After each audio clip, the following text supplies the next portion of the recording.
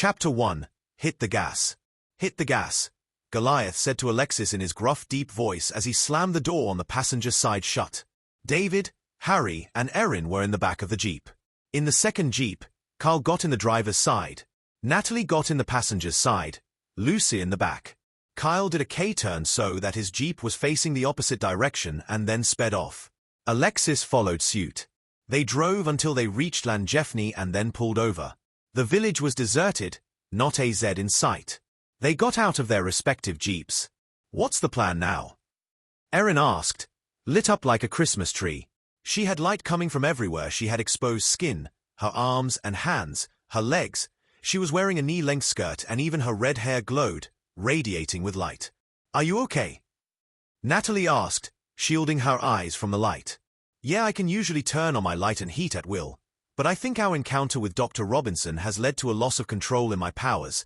I can't seem to switch it off. I think it's dope, said David, with a smile. Erin blushed. The plan has to be to meet up with the rest of the group and decide what we do next. Let's head back to our base, Alexis said. As if on cue, a horde of 12 zombies, fat, balding men in their 50s turned a corner and came running towards the group.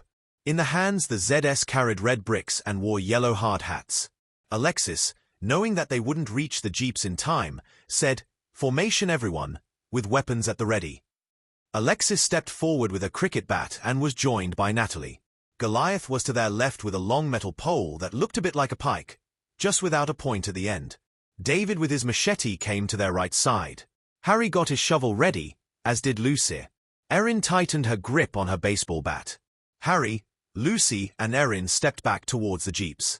Kyle took his position at the rear with his shovel and faced outwards to keep an eye out for ZS to prevent them from being outflanked. Natalie picked up a load of debris off the path to their left with her mind using her power. She picked up a collection of various size and weight army boxes, litter, and a collection of small rocks and stones. She showered the objects down on the Z horde, knocking the back half down to the floor. 2 of the army boxes exploded on impact, revealing ration packs and bottles of water. Alexis, Goliath, and David got to work with their weapons. The ZS threw their bricks at the group, which Alexis' group easily dodged as the zombies' aim wasn't very good. Alexis knocked the ZS down to the floor with her bat and Goliath or David took care of them.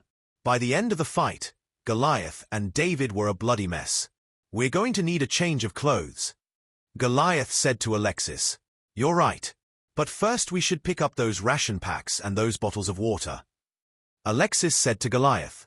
The group picked up as many of the ration packs and water bottles as they could carry and took them to their respective Jeeps. Goliath found 2 boxes, one stacked with ration packs and another with a whole case of water bottles, and carried both boxes easily to his Jeep, popping them in the large boot. Then they got into the Jeeps and drove on.